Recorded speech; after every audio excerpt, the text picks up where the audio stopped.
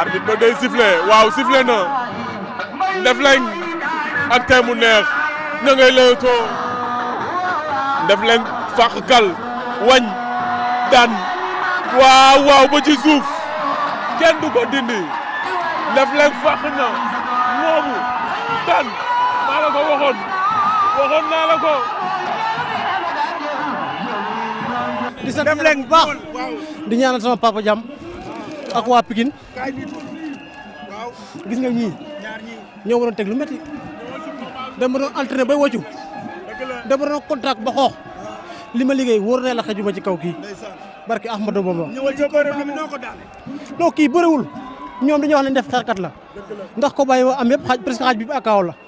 am naa 5 combats presque 2 kaaw amul 3 kii bëgguma ko def lii bëgguma ko woon def lii mais gis nga rek dama ko bëggoon duma waaye gars yi ñooy wax ne Ndefleng xeexkat la moo tax mu ne prip mu ñëw dañ bàyyi lu diis sama papa la àndal moom moo toogoon fenn la moom na le bi may ñëw di maa teg lu métti wax ma lu woo koŋ waa Pikine nag aw ma seen fay ñoom Fallou Diagne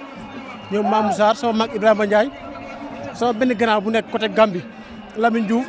kooku militaire la dafa ne ci gars yi fi ñu defoo maa ngi ko ñaanal jàmm bu baax ñoom Mame Cheikh kii tamit sama grand la nguy Dakar la jógee nguy Diouf maa ngi ko ñaanal jàmm bu baax non fu ñu ma joxoon rek ma dagg barki Serigne Bamba dafa leer